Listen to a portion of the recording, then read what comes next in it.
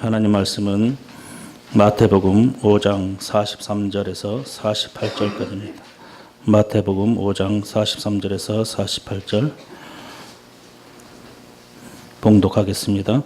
또 내 이웃을 사랑하고 내 원수를 미워하라 하였다는 것을 너희가 들었으나 나는 너희에게 이르노니 너희 원수를 사랑하며 너희를 박해하는 자를 위하여 기도하라. 이같이 한즉 하늘에 계신 너희 아버지의 아들이 되리니 이는 하나님이 그 해를 악인과 선인에게 비추시며 비를 의로운 자와 불의한 자에게 내려주심이라. 너희가 너희를 사랑하는 자를 사랑하면 무슨 상이 있으리요? 세리도 이같이 아니하느냐? 또 너희가 너희 형제에게만 무난하면 남보다 더하는 것이 무엇이냐? 이방인들도 이같이 아니하느냐? 그러므로 하늘에 계신 너희 아버지의 온전하심과 같이 너희도 온전하라. 아멘. 이 마태복음 5장에서 7장까지를 우리는 보통 산상수훈, 산에서 예수님께서 교훈하셨다라는 뜻의 산상수훈이라고 합니다. 산상수훈은 사실 모세의 십계명을 예수님께서 다시 해석하여 설명해 주신 내용입니다. 모세에게 십계명을 주신 하나님의 원래 의도가 무엇인지 우리 주 예수님께서, 말씀 그 자체이신 주님께서 그 내용을 바르게 해석하여 주신 것입니다. 교회를 다니는 사람들 중 많은 사람들이 신약 시대를 은혜의 시대라고 하고 구약은 율법 시대라고 합니다. 그래서 구약에는 하나님의 율법적 요구가 심했는데 신약에서는 사랑의 하나님이시기 때문에 신약에서는 쉬워졌다는 것입니다. 그러나 이러한 주장은 매우 잘못된 주장이요, 성경을 뒤바꾸어 놓은 것입니다. 그래서 구약의 하나님은 엄하고 신약의 하나님은 사랑의 하나님으로 그렇게 여겨지도록 되는 것은 큰 그러한 모순인 것이 그 이유는 사실은 성경은 반대이기 때문입니다. 가령 예를 들어 구약에서 간음하지 말라는 율법은 간음하는 현장이 잡히고 증거가 있어야 죄라 칭합니다. 그러나 신약에서 이 말씀을 완전하게 온전하게 가장 정확하게 해석해 주신 예수님의 말씀에 의하면 내 마음에 음욕을 품면 이미 간음한 것입니다. 하나님 앞에서 벌써 정죄가 됐어요. 구약의 법에 의하면 실제로 살인을 하여야 범죄자로 잡혀서 벌을 받게 되지만 신약에서는 형제를 미워하고 나가라 욕만 하여도 이미 살인죄로 간주합니다. 구약에서는 실제로 도둑질을 하다가 잡혀야 죄로 여겨 처벌하지만 신약에서는 탐내는 마음에 대하여 이미 죄로 간주합니다. 그러한 상태로는 죄가 지어진 것이기 때문에 천국에 들어갈 수가 없는 것이. 사랑하는 여러분, 어느 것이 더 어려운 요구입니까? 구약 율법이 어렵습니까? 아니면 신약에서 우리 주 예수님의 요구가 더 어렵습니까? 사실 주님께서는 마태복음 5장에서 7장을 통해 율법을 완전히 온전히 해석하여 주심으로 인간들은 율법의 요구를 이루는 것이 불가능하다는 사실을 분명하게 보여주고 있는 것입니다. 그렇다면 사람들이 지킬 수 없는 예수님의 산상수훈은 어떤 의미가 있습니까? 그 의미를 올바르게 깨달을 수 있는 가장 중요한 단서가 본문에 들어 있습니다. 48절을 보면 유대인들이 들을 때 매우 강하고 특이한 단어가 있습니다. 그 단어는 너희 아버지라는 단어입니다.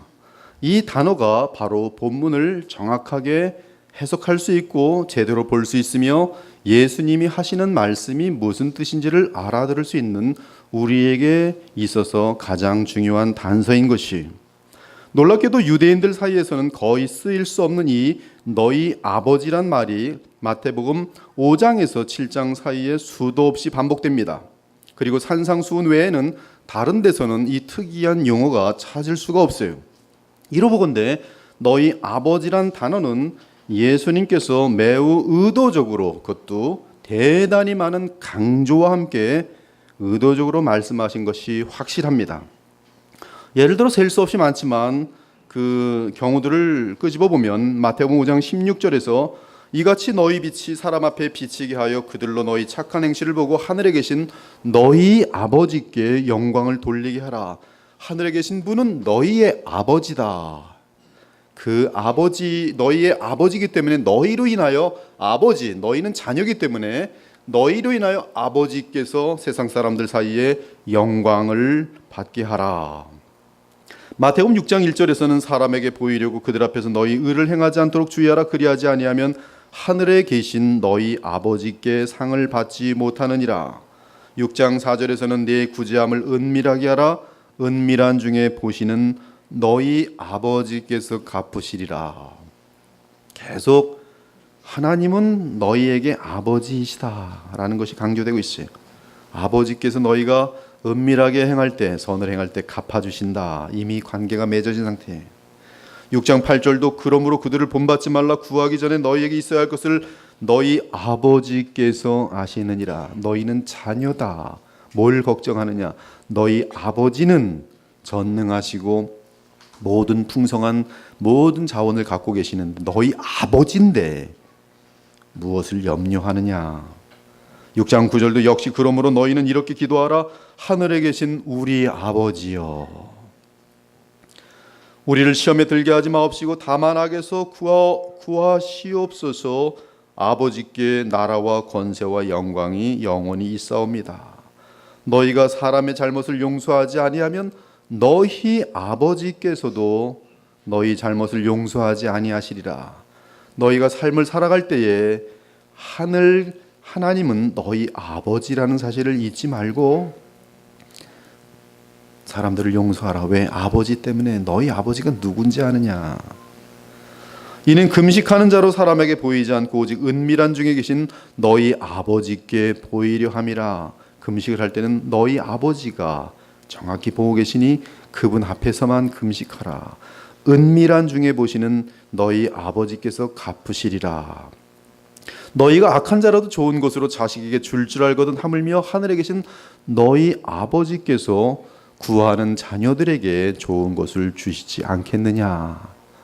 지금 이 산상수훈 마태복음 5장부터 7장에서 예수님의 이 수훈, 강론, 교훈은 아버지라 부르고 있는 하나님과의 관계가 맺어진 자들을 향하여 지금 교훈하고 있다는 사실이, 그러므로 오늘 본문을 통하여 주 예수께서 요구하시는 삶의 모습들은 바로 하나님을 아버지로 부를 수 있는 자들, 곧 하나님의 자녀들인 그리스도인들에게만 요청하시는 것입니다. 그리고 그 관계를 확실하게 나타내기 위하여 너희 아버지라는 단어를 계속 반복하면서 가장 확실하게 강조하신 것입니다. 그러므로 너희 아버지라는 단어가 본문을 바르게 해석하는 데 있어서 얼마나 중요한 것인지 모릅니다. 왜냐하면 우리 주님이 이 땅에 오신 가장 중요한 이유는 우리에게 어떻게 살라고 가르치기 위하여 오신 것이 아니기 때문입니다. 물론 예수님은 선생으로도 활동하셨지만 그분이 이 땅에 오신 가장 중요한 목적은 죄인을 구원하여 그들의 아버지, 그들은 하나님의 자녀가 되도록 하기 위해 오셨어요. 이 말을 다른 말로 하면 주께서 이 땅에 오신 주된 이유는 어떻게 살라고 가르치기 전에 그것이 주된 목적이 아니라 우리를 실제로 하나님의 자녀로 거룩하게 만들기 위하여 오셨다는 사실이에요. 우리를 거룩한 존재로 만들기 위하여 오셨어요. 바로 이 부분에서 세상 종교와 하나님의 나라 백성이 구별되는 것이, 하나님을 아버지라 부를 수 있는 정말로 하나님의 생명을 가진 자들, 그들을 만들어내기 위하여 예수께서 오시지. 대단히 중요한 거예요. 이것이 없으면 가짜고 세상 종교입니다. 세상 종교는 죄성을 지닌 자연인을 도덕적으로 가르쳐서 하나님이 받으실 만한 무엇인가를 만들어 보려고 합니다. 세상 종교를 대표하는 바리새인들이 외칩니다. 자신들을 포함하여 음욕과 탐심으로 가득 찬 사람들에게 간음하지 말라, 도둑질하지 말라, 살인하지 말라, 거짓말하지 말라고 가르칩니다. 하지만 이들은 사람들의 마음을 근본적으로 변화시키지는 못하고 오직 행동을 제약함으로 겉만 바꾸는 것이. 그러므로 남을 판단한 사람아 누구를 막론하고 네가 핑계하지 못할 것은 남을 판단하는 것으로 네가 너를 정죄함이니 판단한 내가 같은 일을 행함이니라. 변화되지 않은 마음이 변화되지 않았고 새로운 존재가 아닌데 그냥 쇳덩어리인데 뭘 바뀌겠어요. 판단만 하지 사실은 자기도 돌아보면 그냥 쇳덩어리거든요. 그래서 그 얘기를 하면 네가 너를 정죄함이니 판단하는 내가 같은 일을 행함이니라. 이런 일을 행하는 자에게 하나님의 심판이 진리대로 임하는 줄을 우리가 아노라.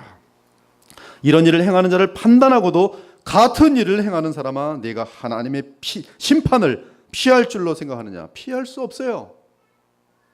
율법에 있는 지식과 진리의 모본을 가진 자로서 어리석은 자의 교사여 어린아이의 선생이라고 스스로 믿으니 그러면 다른 사람을 가르치는 네가 네 자신은 가르치지 아니하느냐? 도둑질하지 말라 선포하는 네가 도둑질하느냐? 간음하지 말라 말하는 내가 간음하느냐? 우상을 가증히 여기는 내가 신전 물건을 도둑질하느냐? 율법을 자랑하는 내가 율법을 범함으로 하나님을 욕되게 하느냐? 기록된 바와 같이 하나님의 이름이 너희 때문에 이방인 중에서 모독을 받는도다. 이처럼 세상 종교는 법이라는 것을 통하여 사람의 행동에 굴레를 씌우지만 그러나 그들은 스스로가 모순되게 돼 있어요. 왜? 거룩하게 만들어지지 않았기 때문에 그래. 그냥 그 자체이기 때문에 그래. 그러나 주님의 방법은 사람들을 먼저 하나님이 받으실 만한 존재로 만들어 놓으시고 그리고 그 존재에게 가르치시는 것이 너희들은 이러한 존재니 하나님의 자녀니 하나님은 너희의 아버지시니 이렇게 되어야 한다라고 가르치고 있어요. 예를 들어 주님의 원칙은 사람이 간음하지 않기 위해서는 네 마음이 변해야 한다. 근본적으로 변해야 된다. 도둑질하지 않기 위해서는 네 마음이 거듭나야 한다. 거짓말하지 않기 위해서는 무엇보다 먼저 마음 그 자체가 깨끗하고 맑은 마음이 되어야 한다.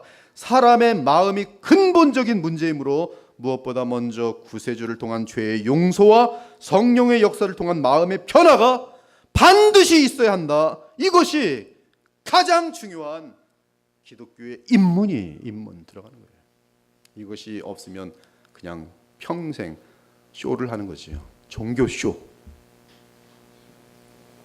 이렇게 사람들의 마음의 변화의 필요성을 알려주기 위하여 마태복음 5장에서 7장의 산상수훈이 있는 것이, 따라서 주께서 우리에게 가르치신 교훈은 오직 우리가 먼저 그분에 의하여 거룩하게 만들어진 후에 또는 거룩하게 다시 태어난 후에 의미가 있는 것입니다. 이러한 마음의 변화가 없이 그리스도의 산상수훈을 행하려는 것은 메뚜기가 달나라까지 점프하려는 것이요 개미가 지구 한 바퀴를 돌려는 것과 같은 이치인 것이. 그러나 이러한 시도들을 하는 것이 인간의 지독한 어리석음이죠. 14세기 정도에 토마스 아켐피스라는 분이 그리스도를 본받아라는 책을 썼습니다. 저도 개인적으로 이 책을 참 여러 번 읽어봤어요. 이 책은 매우 위대한 책입니다. 이 책을 읽을 때마다 토마스의 영성이 얼마나 깊은지 감탄을 아니할 수 없습니다. 그러나 이 책은 복음을 알지 못하고 또한 성령으로 거듭나지 않은 많은 사람들에게 심한 오해를 주는 책이기도 합니다. 심지어 복음을 전혀 모르는 자들을 그들이 이 책을 보면서 더 교만해지고 어리석어지는 일들이 종종 있습니다. 왜 그렇습니까? 그 이유는 그리스도를 본받으려는 그 자아가 변화된 마음 가운데 그리스도를 본받으려는 것이 아니라 자신의 옛사람을 갖고 돌을 닦아서 그리스도를 흉내내도록 할 수도 있기 때문인 것이, 이것이 제일 무서운 거예요. 즉 기독교가 마치 수도승처럼 도닦기를 하거나 금욕주의를 통해 거룩하여지는 것으로 오해될 수 있는 것이 허다한 기독교 내에서 동일한 가르침으로 진행되고 있어요. 그들은 쇼를 하는 것이 거룩의 쇼. 그러나 하나님 보실 때는 어처구니도 없어도 너무나 어처구니 없는 가증스러운 일들이 진행되고 있는 것이, 이미 말씀드린 것처럼 메뚜기가 달나라를 도착하려고 매일 점프하는 노력을 하는 것, 또는 개미가 지구 한 바퀴를 돌아보겠다고 맨날 집을 나섰다가 돌아가는 것과 똑같은 거예요. 왜 그렇습니까? 그 이유는 그리스도를 본받으려는 그 자아가 변화된 마음 가운데 그리스도를 본받으려는 것이 아니라 바로 이러한 옛사람 쇳덩어리를 가지고 노력하는 것이죠. 석탄을 가지고 매일 문질러봤자 석탄 더러운 것뿐이 안 나옵니다. 이것은 복음이 아니 기독교를 빙자한 세상 종교일 뿐입니다. 그래서 디모데전서 4장은 이러한 금욕주의 가르침은 귀신의 가르침이다. 오히려 인간들은 와 거룩한 사람이네라고 속지만 성경과 하나님은 귀신의 가르침에 속은 자들이라 말하고 있어요. 복음을 전혀 모르는 것이. 오히려 우리가 알아야 할 것은 이러한 옛사람 가지고 성령의 역사 없이 예수님을 닮으려고 하는 것은 오히려 하나님 앞에 가증하다는 사실이, 우리는 기독교를 일종의 수련이나 교양으로 만드는 것은 복음을 왜곡하는 매우 악한 일이라는 것을 깨달아야 합니다. 사랑하는 여러분, 주님께서 산상순을 하신 목적이 바로 이러한 흉내를 내라고 하신 것이 아니, 그리스도를 흉내를 내기 전에 먼저 필요한 것, 그것은 바로 예수 그리스도를 믿고 그분의 마음을 소유하는 것이, 바로 복음을 듣고 믿어서 거듭나는 것이, 이를 위하여 주님이 오셨어요. 십자가를 믿고 성령의 생명을 얻으라는 것이, 영생을 얻으라는 것이. 어떻게 영생을 얻습니까? 도 닦아서 영생을 얻습니까? 아니요, 하나님이 보내신 그 아들 예수 그리스도를 믿음으로 영생 얻어요. 그분이 나의 죄를 대속하심을 믿음으로 성령의 역사에 의해서 영생을 얻게 돼 있어요. 요한일서 1장에 의하면 죄를 범할 수 없는 새 사람을 입으라고 말해요. 하나님께로부터 난 자마다 죄를 짓지 아니하나니 이는 하나님의 씨가 그의 속에 거함이요 그도 범죄하지 못하는 것은 하나님께로부터 났음이라. 이러므로 하나님의 자녀들과 마귀의 자녀들이 드러나느니 무릇 의를 행하지 아니하는 자나 또는 그 형제를 사랑하지 아니하는 자는 하나님께 속하지 아니하니라. 다시 한번 세상 종교와 복음을 비교해 보겠습니다. 이것은 여러분이 1000번, 10,000번 반복해서 확인해야 돼요. 이러한 비교는 우리에게 너무나 중요한 내용이기 때문입니다. 율법주의는 세상 종교를 대표하는 것으로서 날개가 없는 돼지에게 자꾸 멋있게 날아서 온전하여지라고 요구하는 것과 같습니다. 그러면 자기도 날개가 없는 돼지예요. 왕돼지입니다. 돼지들이 앉아있는데 다 날개 서로 없으면서 날아! 우리 다 날자! 그러면 돼지들이 고민하다가 가짜 날개를 만들어 나르는 흉내를 내면서 서로 네가 더 잘난다, 내가 더 잘난다 하며 종교수를 하는 것이, 이는 세상 종교의 모순으로서 거듭나지 않은 옛사람 곧 죄성으로 가득 찬 상태에서 하나님을 대항하는 자연인에게 하나님처럼 거룩하게 살라고 가르치는 것과 같은 것이.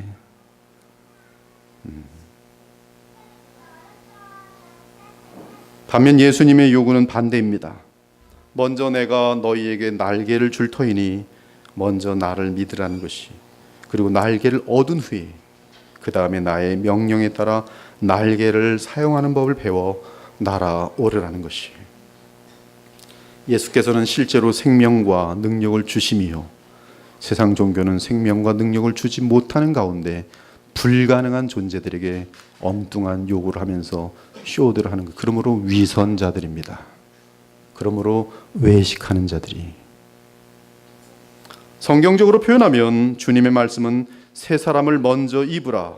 너를 대신하여 십자가에 죽은 나를 믿고 영접하면 새 생명을 얻는다. 그리고 그 새 생명으로 바르게 날아라. 왜냐하면 그 새 생명은 그렇게 살 수 있는 생명과 능력이 있기 때문이다 라고 말씀하고 있어요. 곧 예수님의 산상수훈은 먼저 예수님 안에서 거듭난 사람, 하나님을 아버지라 부를 수 있는 관계에 들어간 사람, 요한서신에 따르면 영생을 얻은 상태요, 성령이 그 사람의 마음 안에 계신 상태인 하나님의 자녀가 그 자녀된 상태에서, 실제 하나님의 자녀된 상태에서, 하나님의 생명을 가진 상태에서 하나님을 아버지라 부르며 주님의 교훈에 따라 행할 수 있다는 것이. 사랑하는 여러분, 주 예수 그리스도를 믿으십니까? 그분께서 나의 죄를 대신하여 십자가에서 죽으신 것을 믿으십니까? 그분은 부활하셔서 내게 그분의 영을 보내신 사실을 믿으십니까? 그렇다면 여러분 안에는 성령께서 계십니다. 또한 성령께서 심어 놓으신 새 사람이 있어요. 그러기에 우리는 하나님을 아빠, 아버지라고 부를 수 있는 것이. 무릇 하나님의 영으로 인도함을 받는 사람은 곧 하나님의 아들이라. 너희는 다시 무소하는 종의 영을 받지 아니하고 양자의 영을 받았으므로 우리가 아빠 아버지라고 부르짖느니라. 성령이 친히 우리의 영과 더불어 우리가 하나님의 자녀인 것을 증언하시나니 자녀이면 또한 상속자 곧 하나님의 상속자여 그리스도와 함께한 상속자니라.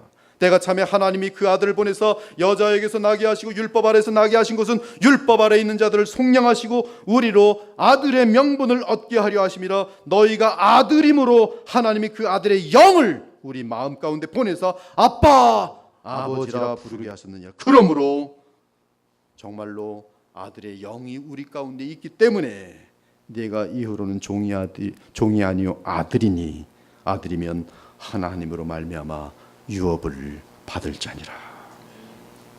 이들 하나님의 자녀들에게는 속사람 또는 새 사람이 그 마음 안에 실제로 존재합니다. 이는 사상도 아니고 논리도 아닙니다. 성령께서 복음과 함께 심으신 영적 생명이에요. 너희가 거듭난 것은 썩어질 씨로 된 것이 아니요 썩지 아니할 씨로 된 것이니 살아있고 항상 있는 하나님의 말씀으로 되었느니라. 그래서 로마서 7장 22절에서는 내 속사람으로는 하나님의 법을 즐거워하되라고 말하고 있고, 에베소 3장 16절은 그의 영광의 풍성함을 따라 그의 성령으로 말미암아 너희 속사람을 능력으로 강건하게 하시오며. 우리의 속사람은 성령으로 말미암아 강건하게 되어서 모든 죄의 세력들을 이길 수 있도록 되어 있어요. 제가 이번에 채플 라이브러리에 죄 죽이기 10편의 위대한 우리의 믿음의 선조들이 남겨놓은 10편의 글을 가지고 이번에 정리를 쫙 해서 지금 이제 다음 주 정도에 나오게 되는데요. 우리 안에 있는 영이 성령으로 말미암아 충만하게 되는 것이 죄를 죽이는 최고의 비결이에요. 너희 속사람을 성령으로 말미암아 능력으로 강건하게 하시오며. 에베소 4장 24절은 하나님을 따라 의와 진리의 거룩함으로 지으심을 받은 새 사람을 입으라. 골로새 3장 10절 새 사람을 입었으니 이는 자기를 창조하신 이의 형상을 따라 지식에까지 새롭게 하심을 입은 자니라. 베드로는 그 새 사람을 또는 속사람을 숨은 사람이라고 표현하고 있어요. 오직 마음에 숨은 사람을 온유하고 안정한 심령에 썩지 아니할 것으로 알아. 이는 하나님 앞에서 값진 것이니라. 바울은 정확하게 이 새 사람, 속 사람, 숨은 사람에 대해 더 깊게 정체를 알려줍니다. 이는 너희가 죽었고 너희 안에 있는 생명은 그리스도와 함께 하나님 안에 감추어진 생명이라. 이것을 여러분들이 함께 깨달아지길 바라요. 여러분 안에 있는 생명은 그리스도와 함께 하나님 안에 감추어진 하나님의 생명이란 말씀이에요. 그것을 우리가 받았고 우리 안에 그 생명이 있어요. 속사람, 새사람, 숨은 사람, 그리고 우리 영, 거듭난 영. 여기에 성령께서 강건하게 하시면 산상수훈의 교훈들은 그에게는 가능한 것이 왜 인간의 힘이 아닌 하나님의 생명으로 그 말씀을 받아치기 때문에. 사랑하는 여러분, 믿으시기 바랍니다. 믿음 생활이라는 것은 새 사람이 살도록 나의 옛사람이 죽는 것이, 나를 신뢰치 않고 주님을 신뢰하는 것이, 그러면 속사람이 삽니다. 이 새 사람은 성령으로 살아갑니다. 육신으로 할 수 없는 것을 이 새 사람은 그리스도의 생명이게 할 수 있어요. 율법이 육신으로 말미암아 연약하여 할 수 없는 그것을 인간들이 다 그것을 하려고 하고 있지요. 세속 종교들은 그것을 하려고 하고 있지요. 어처구니 없는 하나님 보시기에 너무나 가당치 않은 아주 가증스러운 일들을 하고 있지요. 하나님은 하시나니 곧 죄로 말미암아 자기 아들을 죄 있는 육신의 모양으로 보내요. 육신의 죄를 정하사 육신을 따르지 않고 그 영을 따라 성령을 따라 행하는 우리에게 율법의 요구가 이루어지게 하려 하십니다.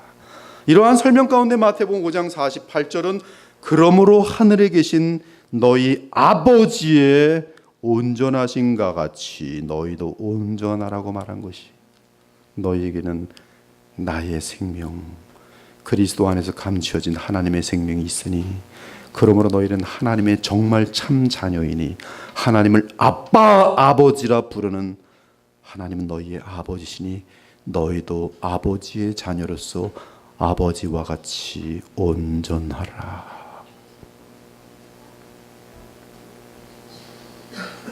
이러한 영적인 진리 속에서 그리스도인이 하나님 아버지를 닮아 온전하기 위하여 나타나는 가장 중요한 삶의 스타일이 한 가지 있어요. 오늘 저는 여러분들이 하나님의 자녀로서 아버지를 닮아야 하는 것들이 뭐 수십 가지가 되고 수백 가지가 될 수 있겠지만, 저는 2017년 이 마지막 주일 예배를 지나면서 단 한 가지만 하나님의 자녀로서 이것이 이루어지길 바라요. 이것은 하나님의 자녀라면 반드시 나타나야 하는 특징이기 때문입니다. 왜냐하면 하나님의 생명이 있다면 이 특징이 나타날 수밖에 없도록 되어 있는 것이 생명의 특징입니다. 내 속에 있는 하나님의 생명의 가장 특이한 특징, 그것은 뭐냐 하면 원수를 사랑하는 것이. 또 내 이웃을 사랑하고 내 원수를 미워하라 하였다는 것을 너희가 들었으나 나는 너희에게 이르노니 너희 원수를 사랑하며 너희를 박해하는 자를 위하여 기도하라. 여기 너희는 하나님의 자녀예요. 하나님을 아버지라 부른 자들이.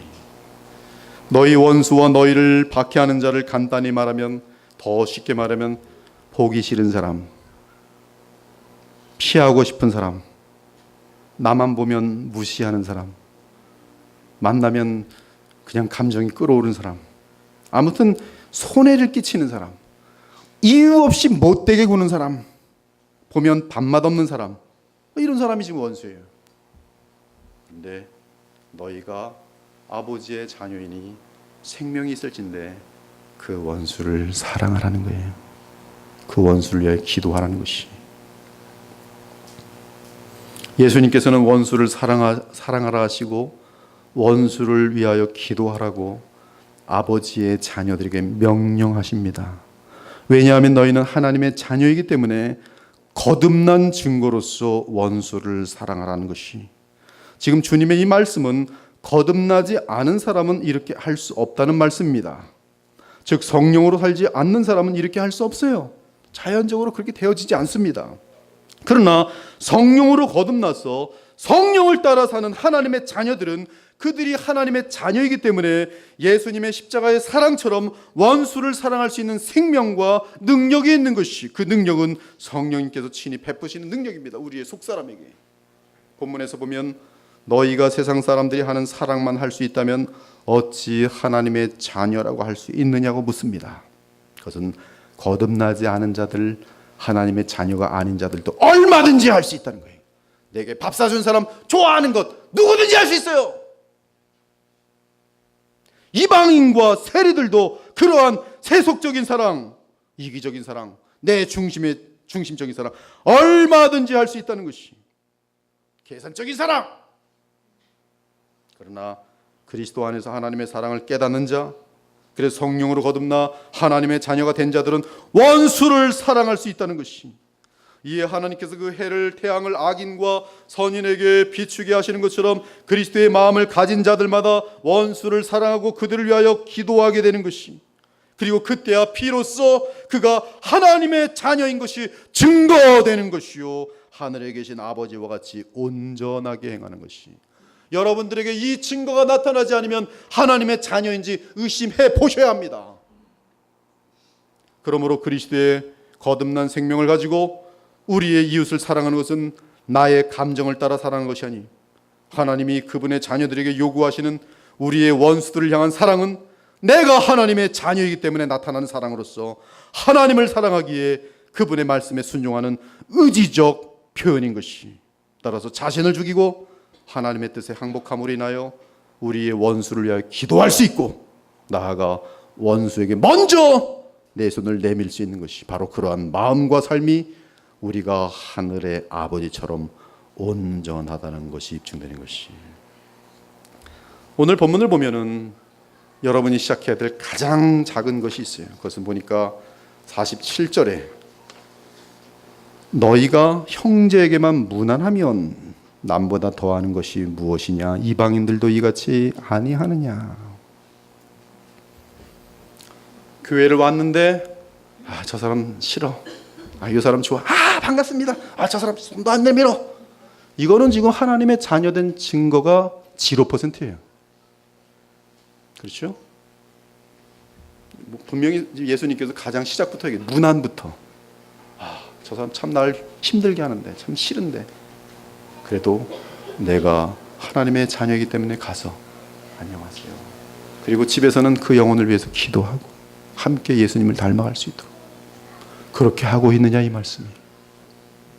이것을 하지 못하면 우리는 세상 사람들하고 똑같은 거예요. 뭐가 틀립니까? 나에게 잘해주는 사람, 잘해주는 것, 그거 누가 못합니까? 정치인들도 얼마든 잘해요. 그러나 내게 피해를 입히는 자임에도 불구하고 주님을 사랑함으로 말미암아 그를 위하여 기도할 수 있고, 또 먼저 찾아갈 수 있고, 또 손을 내밀 수 있고, 작은 순종인데 이것을 하면 하나님의 자녀들의 공동체가 되는 것이요. 이걸 못하면 교회는 당이 져지면서 A파, B파, C파, D파, 교회는 커지면 커질수록 갈갈이 찢어지는 거예요. 거기 뭐가 없어요? 하나님의 생명이 없어요. 정치 집단만 있는 거예요. 하나님의 자녀의 증거의 시작은 내가 무난하기 힘든 원수들에게도 무난하는 거예요. 전화 한 통화 정말 하기 싫은 대상인데도 하는 거예요. 그거 하려면 자존심 다 내려놓아야 돼요. 그런데 하는 거예요. 어떤 일이 발생하는지 아십니까? 퇴짜 맞아요.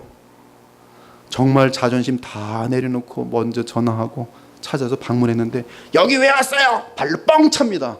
그러면 부글부글 끓죠. 내가 지금 여기까지 오려고 얼마나 많은 기도와 함께 자기를 위해서 정말 온 마음을 다했는데.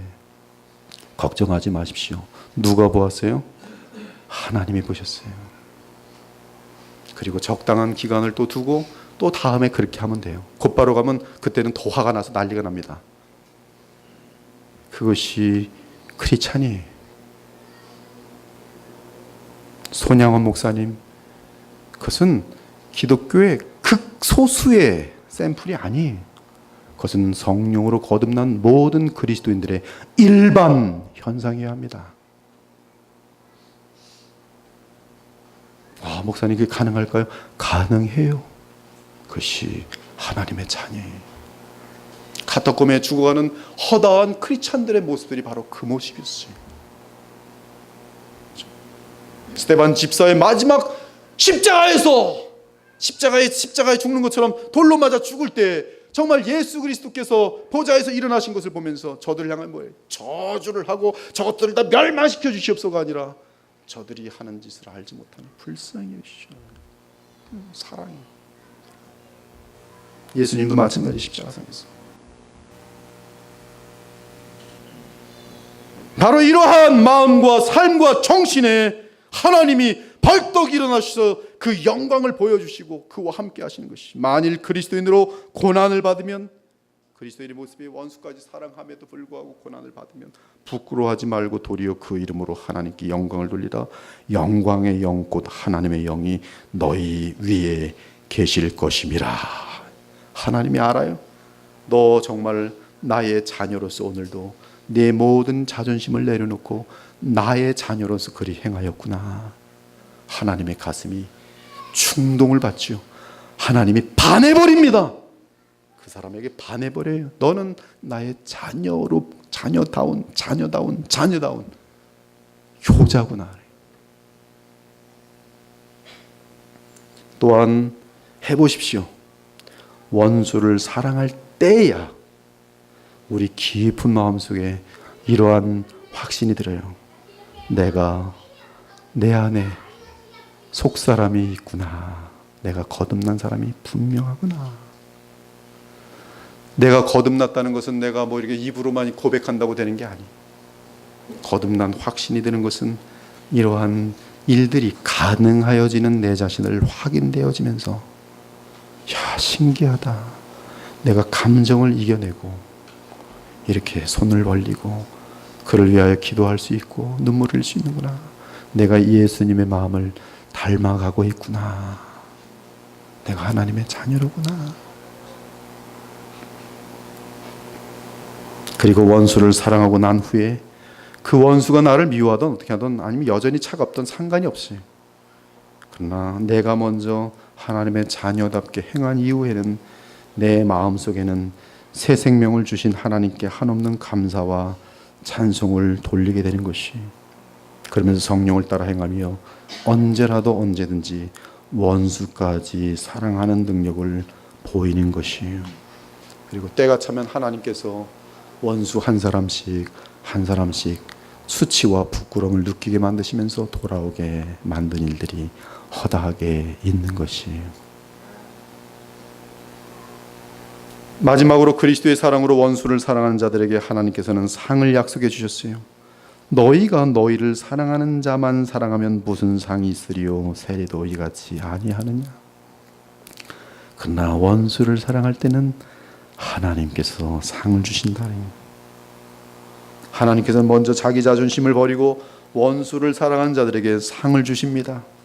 이는 어마어마한 영광의 상이, 그 상은 그 원수의 눈앞에서 하나님께서 친히 베푸시는 축복의 상이, 마음이 어그러져서 미움으로만 어둠으로만 가득 찬 자들에게는 이 주의 백성들이 아무리 사랑하고 축복 기도해줘도 더 분노하고 더 화를 내는데, 하나님께서는 이 영광의 자녀의 편에서 이 원수를 부끄럽게 만드신 일들이 분명하게 나타난다는 사실이, 그것이 하나님이 자기 자녀를 보호하시며 베푸시는 상이에요.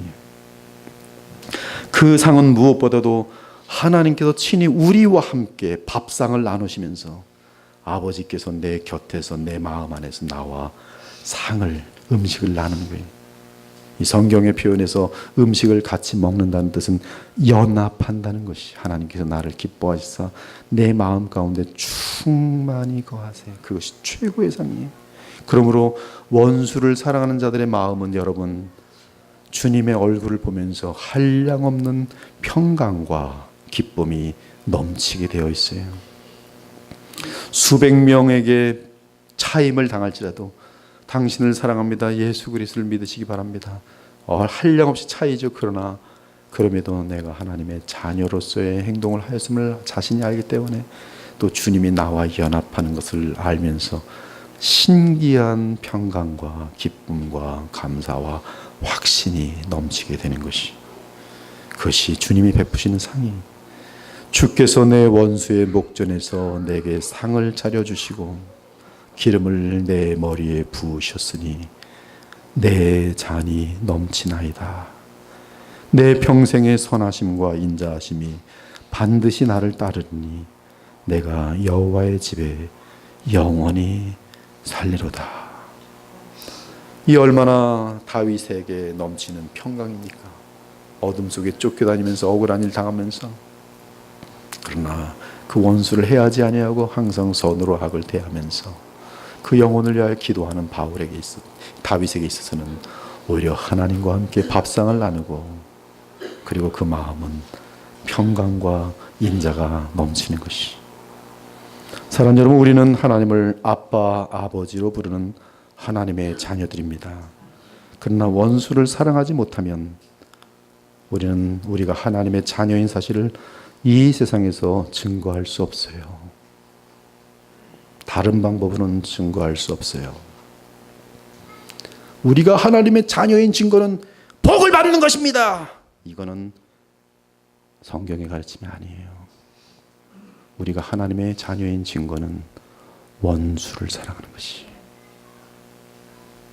원수를 사랑하기 위해 오해받는 것이, 원수를 사랑하다가 핍박도 받는 것이, 그래도 저주하지 않고 또 그들을 위해 눈물을 흘리며 기도하는 것, 그것이 하나님의 자녀예요. 그러므로 오직 원수를 사랑함으로 우리가 세상 자연인들과 다른 사람들이요, 다른 나라 곧 하나님 나라의 시민인 사실이 증거되는 것입니다. 그러므로 주님을 믿으시고 우리의 자존심을 내려놓고 먼저 원수를 사랑하길 바랍니다.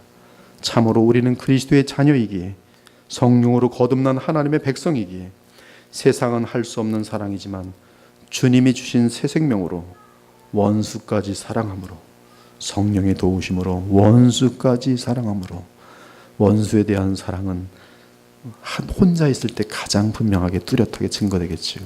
그를 위하여 기도하는 것이, 그도 예수님 닮고 우리도 예수님 닮고 그도 하나님 나라에 들어갈 수 있도록 주님께서 역사하여 달라고 기도하는 그 기도가 원수를 향한 최고의 기도겠지요. 그리고 그 원수를 만나게 되면 정말로 또 인사하고 그 영혼이 예수님을 나를 통해서 알 수 있도록 더 큰 자비와 사랑, 심지어 선을 또 베풀 수도 있겠죠. 이것이 세상이 할 수 없는 오직 새 생명을 가진 하나님의 자녀들이 행하는 삶의 특징입니다. 이러할 때 하나님께서 영광 받으시는 것이고, 그것이 복음의 세계입니다. 그것이 복음이에요. 복음 말로 하지 마시고 불가능해 보이는 이 일들을 작은 공동체 속에서부터, 문안부터 실현해 보시기 바랍니다. 문안조차 시작이 안 되는 것은 그냥 입문도 못했거나, 아니면 기독교인이 전혀 아니거나, 아니면 기독교인으로 입문했음에도 죄성이 너무 강해서 죄에게 날마다 패배하는 사람들, 질투와 시기와 교만에 의해 이끌리는 사람들이, 그러나 하나님의 영으로 인도함을 받는 사람이라면 두루두루 다 같이 주 안에서 사랑할 수가 있는 것이, 오늘 이 말씀과 함께 세상이 비록 우리를 원수로 여기고 미워할지라도 우리는 그리스도의 영으로 그들을 불쌍히 여기며 주여 저들을 용서하여 주옵소서, 성령께서 역사하셔서 저들도 구원받아 주의 자녀들이 되게 하소서라고 원수를 위해 기도할 수 있는 온전한 하나님 아버지의 자녀들이 되기를 우리 주 예수 그리스도의 이름으로 축원합니다. 아멘. 우리 250장 찬송하시고 기도하겠습니다. 250장. 오늘 말씀을 함께 기억하시면서 함께 찬송 올리겠습니다. 구주의 십자가 보혈로.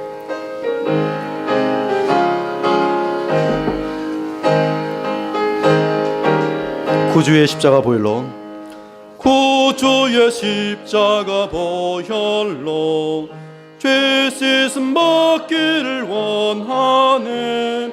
내 죄를 씻으신 주 이름 찬송합시다.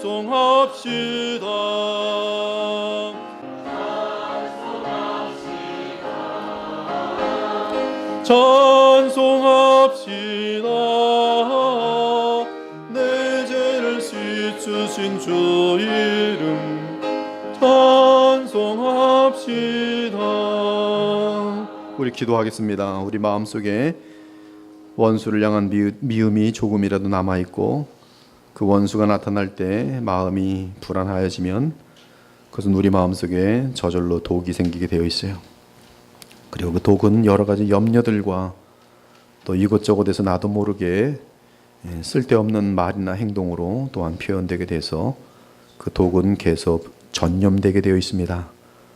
그러나 원수를 사랑하는 진정한 마음을 성령 안에서 갖게 되면 이루 말할 수 없는 천국과 평안이 누려지면서 그를 통해서는 그가 있는 곳마다 계속적인 아름다움이, 천국의 기쁨들이 전파되게 되어 있어요. 오늘 2017년의 거룩한 공예배를 통해서 예수님의 보혈은 여러분의 마음을 다 씻어주셨습니다. 여러분의 죄를 다 씻어주셨습니다. 여러분 마음속에 있는 독을 다 씻어주시길 원합니다.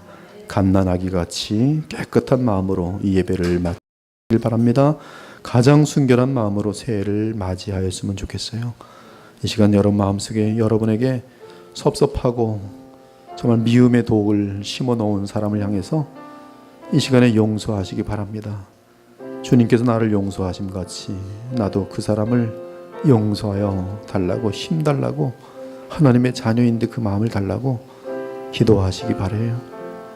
그리고 또한 가능하다면 먼저 문자도 보내보시고 연락도 해보시기 바랍니다. 또 더 아픈 상처가 있을 수 있지만 오히려 그러한 일들은 우리에게 더 그리스도를 닮아갈 수 있는 기회가 되고 주님의 마음을 헤아릴 수 있는 그러한 일들이 되게 될 것이, 주님의 마음을 소유하기 바랍니다.